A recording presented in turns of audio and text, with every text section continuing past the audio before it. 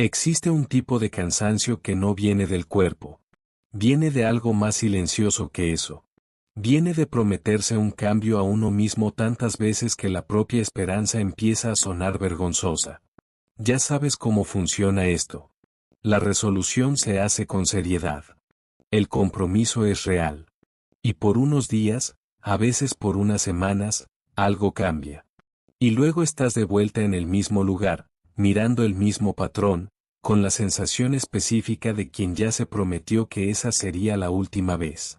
Ese momento no suele ocurrir en público. Ocurre después. Después de que la oración termina, pero la mente sigue funcionando como un tribunal.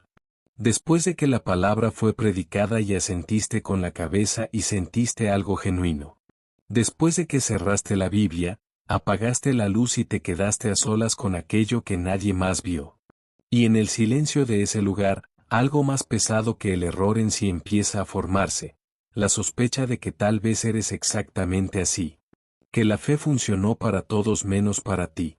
Que existe algo específico en ti que se resiste a la transformación de una forma que los demás no tienen que enfrentar. Hay una carta que recorrió 20 siglos sin que nadie tuviera que esconderla. Escrita por un hombre que había atravesado el Mediterráneo llevando el Evangelio, plantado iglesias en ciudades donde el nombre de Jesús nunca había sido pronunciado, soportado naufragios, prisión, lapidaciones. Un hombre cuyo nombre era sinónimo de autoridad espiritual en cada comunidad cristiana del primer siglo. Y en esa carta, ese hombre puso por escrito exactamente lo que acabo de describir. No como una confesión privada. No como un borrador que quedaría guardado. Lo puso en un pergamino, se lo entregó al mensajero y lo mandó a Roma, la ciudad más poderosa del mundo conocido, para ser leída en voz alta, copiada y llevada a cada rincón del imperio. Si entiendes lo que Pablo estaba haciendo al hacer eso, la forma en que lees tu propia lucha cambiará por completo. Si este tipo de contenido te ha estado llevando más profundo dentro de la Escritura y de lo que ella revela sobre la condición humana ante Dios, suscríbete ahora al canal. Eso es lo que estamos construyendo aquí, video a video. Antes de llegar a la carta, necesitas conocer al hombre. No al apóstol de los cuadros y de las estatuas. Al hombre. Antes de llamarse Pablo, se llamaba Saulo. Y Saulo no había llegado a la fe por accidente, no había crecido en un hogar religioso sin saber muy bien por qué. Él había elegido la ley con toda la intensidad de alguien para quien las escrituras no eran un texto sagrado, eran su identidad personal. Fariseo de fariseos, formado bajo Gamaliel, uno de los maestros más respetados de todo el judaísmo del primer siglo. Había memorizado la Torá.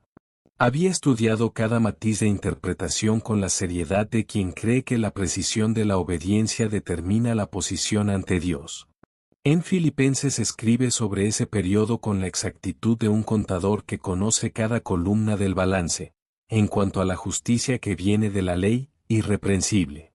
Esa palabra no es modestia. Es un archivo. Por cualquier medida religiosa externa observable, Saulo había llegado a donde la mayoría de las personas solo aspira a llegar. Y entonces vino el camino de Damasco. La luz. La voz. El suelo. Y una vida entera de certezas reorganizadas en torno a una única realidad, el Cristo resucitado. Saulo se convirtió en Pablo. Y Pablo pasó los años siguientes atravesando el mundo mediterráneo, enfrentando lo que tenía que ser enfrentado, fundando lo que tenía que ser fundado, escribiendo cartas que definirían la teología cristiana por 2 milenios. Por cualquier medida visible, Pablo era el modelo. Era aquel que había llegado. Y fue exactamente ese hombre quien escribió, no entiendo lo que hago. Pues lo que quiero hacer no lo hago, sino lo que detesto, eso hago. Romanos 7 comienza con una imagen jurídica que el lector moderno tiende a atravesar deprisa. Pablo habla de una mujer ligada a su marido por la ley mientras él viva. Si él muere, el vínculo se disuelve. Ella queda libre para pertenecer a otro. No es una ilustración decorativa. Es la fundación de todo lo que viene después. A través de la muerte de Cristo, dice Pablo, El creyente murió a la ley. No la ignoró. No la esquivó. Murió a ella. El antiguo vínculo, aquel en el cual la posición ante Dios se medía por el desempeño en relación con un estándar externo, ese matrimonio terminó. El creyente ahora pertenece a otro. No a la ley, sino al Cristo resucitado. Observa lo que Pablo hace inmediatamente después. No abre espacio para que el lector respire dentro de esa liberación. No deja que la teología aterrice antes de tensionarla. Inmediatamente da un giro y describe lo que pasa cuando alguien que murió a la ley todavía se despierta por la mañana y vive como si no hubiera muerto. Cuando la oración todavía tiene sabor a negociación. Cuando la paz de la conciencia todavía depende de cómo fue el día. Cuando todavía se siente a Dios como un juez que espera el informe del día antes de decidir qué piensa de ti. Y aquí Pablo dice algo que pocos se detienen a sentir su peso. Versículo 7. El pecado, aprovechando la oportunidad dada por el mandamiento, produjo en mí todo tipo de codicia. No a pesar del mandamiento. A través de él. El mandamiento no solo reveló lo que ya estaba escondido. El mandamiento se convirtió en la plataforma de lanzamiento para que creciera. Piensa en eso por un momento. Imagina a alguien que decide, con toda seriedad, que va a terminar con determinado patrón. Que hace la resolución con sinceridad genuina. Que pone reglas, barreras, compromisos. Y descubre que la intensidad de la prohibición aviva exactamente lo que debería enfriar. No porque la resolución fuera falsa, sino porque la herramienta era la equivocada para el trabajo. La ley es santa. Pablo lo dice sin vacilar. Pero una ley santa aplicada a una naturaleza que todavía carga con los patrones del viejo hombre hace algo que ninguna ley puede evitar, ilumina la profundidad de la herida sin tener el poder para cerrarla. Es un diagnóstico perfecto en las manos de un cirujano que no puede operar. Y es por eso que toda persona que ha intentado detener algo solo por la fuerza de la determinación religiosa ha llegado al mismo lugar. Exangüe, avergonzada, confundida sobre por qué el esfuerzo sincero parece intensificar exactamente lo que intenta extinguir. Entonces Pablo llega al versículo que 20 siglos de lectores no han podido pasar sin detenerse. No entiendo lo que hago. Pues lo que quiero hacer no lo hago, sino lo que detesto, eso hago. Absorbe la anatomía de esa frase. No es la voz de quien renunció a querer el bien. No es la voz de quien se volvió indiferente a la santidad. Es exactamente lo opuesto. Es la voz de alguien en quien el querer y el hacer viven en guerra permanente, y que es lo suficientemente honesto como para nombrar a ambos sin resolver la tensión de forma artificial. El versículo 18 desciende aún más profundo. El desear el bien está en mí, pero no el hacerlo. El deseo es real. La incapacidad también es real. Ambos habitan en el mismo hombre. Al mismo tiempo. Y el verbo está en presente. Pablo no está mirando hacia atrás con el alivio de quien salió de ese lugar. Está, describiendo, el lugar donde se encuentra mientras escribe. Como apóstol. Como alguien que había visto al Cristo resucitado en el camino de Damasco. Como alguien cuyas cartas serían leídas en voz alta para las iglesias del imperio. La guerra no lo retiró del ministerio. La lucha no lo descualificó. Sigue siendo Pablo, sigue escribiendo, sigue predicando, sigue siendo el instrumento que Dios eligió para llevar el Evangelio al mundo de los gentiles. Y está en medio de la guerra mientras hace todo eso. Existe un tipo de alivio que solo viene cuando alguien a quien respetas profundamente te dice, sé exactamente dónde estás. No desde una posición de superioridad. No con el tono de quien ya pasó por eso y está del otro lado. Sino desde adentro. Con el verbo en presente. Pablo no publica Romanos 7 a pesar de ser Pablo. Lo publica porque es Pablo, y porque entiende que la persona que lee eso en Corinto, en Efeso, en Roma, en una casa prestada, escuchando al mensajero leerlo en voz alta, necesita saber que la guerra no es la prueba de que la fe falló. Los estudiosos han debatido por siglos si Pablo está describiendo su estado antes de la conversión o la experiencia continua del creyente regenerado. La tradición reformada leyó este texto como el clamor auténtico de un corazón plenamente justificado que todavía vive el conflicto entre la nueva naturaleza y los remanentes de la antigua. Otras tradiciones lo leyeron como el creyente todavía inmaduro, todavía no rendido por completo a la obra del Espíritu. Ambas lecturas están protegiendo algo verdadero. Pero hay algo de lo que casi nadie se da cuenta. Pablo no resuelve este debate eligiendo un bando. Él se niega a que la guerra sea la última palabra. Y lo hace no explicando la categoría en la que te encuentras, sino moviendo la narrativa hacia donde necesita ir. Porque Romanos 7 no termina en el versículo 20. Y tal vez la tragedia más silenciosa de la vida cristiana sea la cantidad de personas que viven permanentemente dentro de Romanos 7 sin saber que existe un Romanos 8. El texto desciende hasta el versículo 24 con la inevitabilidad de quien no está fingiendo. Miserable de mí. ¿Quién me librará de este cuerpo de muerte? Quédate aquí por un momento. No avances rápido hacia la respuesta. Siente el peso de la pregunta.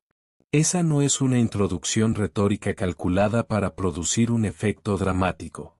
Esa es una persona que llegó al fondo honesto del diagnóstico y formuló la única conclusión lógica posible. Se intentó cada estrategia. Se asumió cada compromiso con seriedad. Cada resolución chocó contra la misma pared. Y lo que queda, después de todo eso, es una pregunta que ya no puede ser respondida desde adentro. Si el rescate está llegando, tiene que venir de fuera. Y entonces, sin esperar a que el capítulo termine, Pablo responde a su propia pregunta. Gracias doy a Dios, por Jesucristo Señor nuestro. Observa lo que no dice.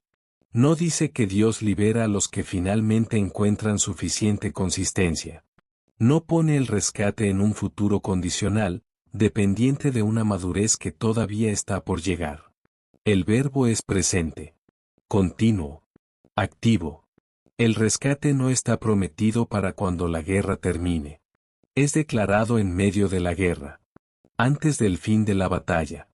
Antes de la resolución del conflicto. Mientras el versículo 24 todavía resuena. Y es con eso todavía en el aire que Romanos 8 abre con la frase que puede ser la más importante de toda la carta. Por lo tanto, ahora ninguna condenación hay para los que están en Cristo Jesús. Ahora. No después de un periodo suficientemente largo de consistencia. No cuando el patrón finalmente cambie. No cuando la lucha sea vencida o la vergüenza esté suficientemente procesada. Ahora, en la habitación, en el silencio después de la oración, en el momento en que el tribunal de la conciencia todavía está en sesión. Ninguna condenación. Pablo coloca esta declaración inmediatamente después de la confesión más honesta del Nuevo Testamento. Describe la guerra en el capítulo 7. Anuncia el veredicto en el capítulo 8. Y el veredicto no depende del resultado de la guerra. Depende de a quién pertenece el creyente. Ese es el movimiento que ningún sistema religioso humano hace. Cada sistema que el mundo ha producido tiene la misma estructura. Desempéñate correctamente y luego recibe aceptación. El Evangelio lo invierte. Eres aceptado. Y es esa aceptación la que transforma, no por el miedo a perder lo que aún no has conquistado, sino por el peso de un amor que no retrocedió ante la guerra. Así que volvamos al pergamino. Al mensajero esperando en la puerta. Pablo podría haberse guardado Romanos 7 para sí mismo. Podría haber omitido la confesión y entregado solo la teología limpia. Podría haber protegido su imagen ante las iglesias que lo reverenciaban. En lugar de eso, puso la guerra por escrito y la mandó al centro del mundo. Para ser leída en voz alta. Para ser copiada. Para atravesar cada siglo, cada lengua, cada generación que un día libraría la misma batalla en el mismo silencio. Lo hizo porque sabía lo que necesitabas escuchar. Que la guerra no te descalifica. Que el clamor de quien me librará no es el sonido de alguien perdido más allá del alcance.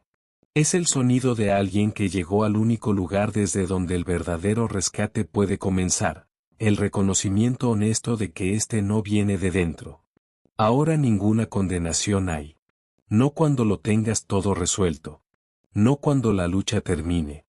Ahora, en medio de ella, para los que están en Cristo Jesús. Si este video tocó algo que cargaba sin poder nombrarlo, escríbelo en los comentarios. Una palabra, una frase, lo que venga a tu mente. Y si aún no estás suscrito al canal, hazlo ahora. Cada video aquí es un descenso más profundo dentro del texto que desde hace 2000 años no ha dejado de encontrar a las personas exactamente donde están.